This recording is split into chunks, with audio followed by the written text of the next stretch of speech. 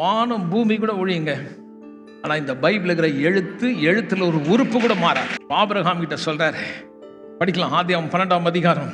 கர்த்தர் ஆபிரகாமை நோக்கி, உன் தேசத்தையும் உன் இனத்தையும் உன் தகப்பனுடைய வீட்டை விட்டு புறப்பட்டு நான் உனக்கு காண்பிக்கும் தேசத்துக்கு போ, உன்னை பெரிய ஜாதியாக்கி உன்னை ஆசீர்வதித்து உன் பேரை பெருமைப்படுத்துவேன், நீ ஆசீர்வாதமாய் இருப்பாய்.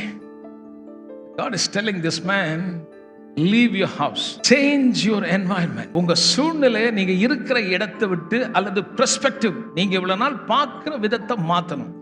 எவ்வளவு நாள் நீங்க உங்களை சாபமா, உதவாதவன், நான் படிக்காதவன், என் குடும்பம் சரியில்லை, என்னால முடியாது, என் கை சரியில்லை, இப்படியே பார்த்துட்டு இருந்தோம்னா நம்ம வாழ்க்கை ஆசீர்வாதமா இருக்காது.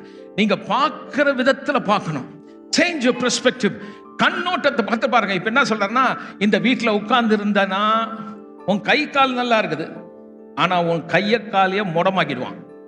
தப்பான வார்த்தையை சொல்லி வாழ்க்கையில ஒரு பெரிய நிலைக்கு உன்னால வர முடியாத நிலைக்கு ஏன் வருதுன்னா, வீட்டில் இருக்கிறவன் சரியான வார்த்தையை உனக்கு கொடுக்க மாட்டான். அதனால வீட்டை விட்டு வந்துருன்னு சொல்ல. நல்லா கவனிங்க. பாஸ்டர் எங்க வீட்டை விட்டு வெளில வந்துட்டாரு. இல்ல வார்த்தை. எங்க உட்காரணும், யார்கிட்ட பேசுறோம். சில பிறந்ததை வச்சு உங்க வீட்டில் உங்க பெற்றோர்கள் சொல்லுவாங்க, உன் நேரம் சரியில்லைனாலும் நீ இப்படி இருக்க, நம்பாத. அவன் ரொம்ப நல்ல நேரத்தில் பிறந்தனால அவனை கொம்புல வந்துடல. நீங்கள் உங்கள் எண்ணத்தை மாத்துங்க.